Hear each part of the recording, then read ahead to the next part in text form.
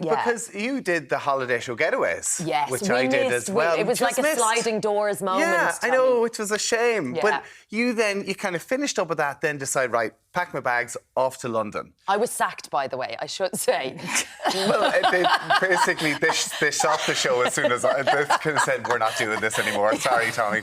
You're not great. But it sounds like I packed my bags for free. What happened? I didn't have a job. Right. So I left. Yeah.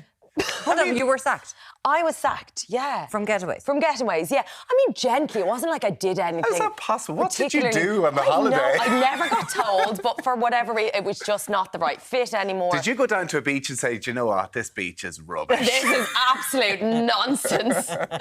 I'm going to tell the truth about Santa Ponza. You can't stop me. Watch your back. But that move to London, because it's always seen, like, you know, when an Irish person goes over to London for a while, you can kind of, you know, you're back home, it's like, what do you want to do? Yeah. But it's a big move. It's a big move. Yeah, like, you know... How did I find that move? Because, my God, between Robot Wars, the one show, the amount of stuff that you've done over there, Your Home Made Perfect. Yeah. Like, you certainly made a mark in a short period of time. Well, it's not that short. I'm 10 years in London. And it doesn't feel like... I kind of have to remind myself of that because it feels like it's gone by in the blink of an eye. But...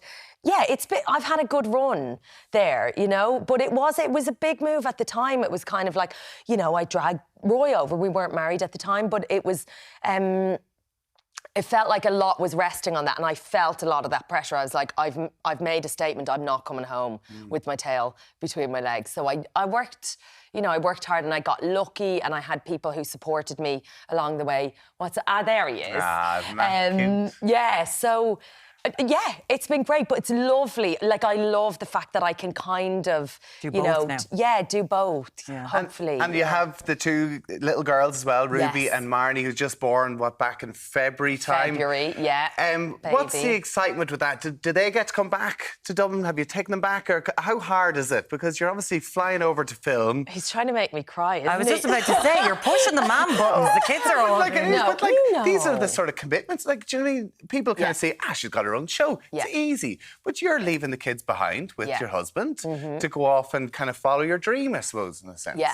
And look, it's the forever, you know, it's the thing that you wrestle with all the time as a mum, as a dad, whatever. Or, you know, anyone. You make sacrifices, and there are things that you do in order to follow certain other things. And it's tricky because last year we all moved home lock, stock. Okay. Ruby's now in school. That wasn't an option for us. So I'm over and back, and it's hard. I also get a night's sleep sometimes. So there's a payoff. Could there be a Cillian Murphy situation that as soon as they start getting an English accent, you're like, I'm gone. I'm going back home. Well, you know what?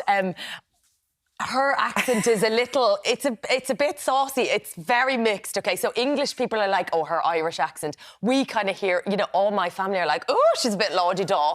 The other day I said to her, you know, Friday now, it's her last day at school on Friday. I say, you know, you get to dress up.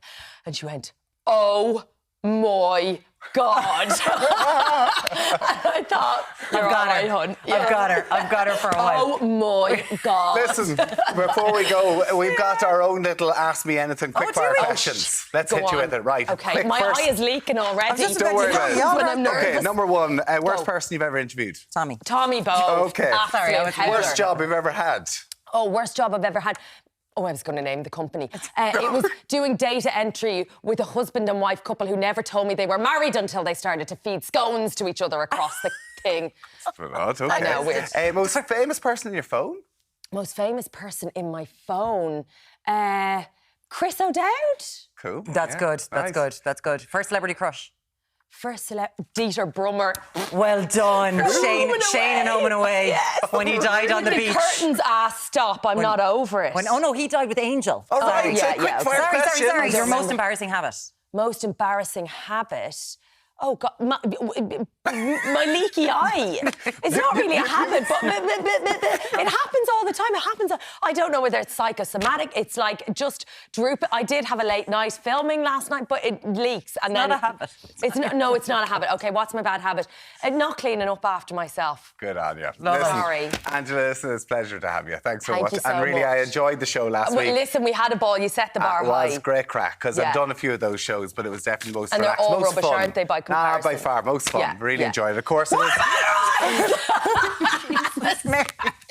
Don't be scaring her. She doesn't take to it too well. I think she's a little jumpy. Angela Scanlon's Ask Me Anything continues. It's on Saturday night, of course. It's on from 9:30, and it's a great... Who are you going to have on this week? We have Jason Byrne. Who did I say? Rachel Riley and Erica Cody. Fantastic. I'm off to go to sleep. Oh my God.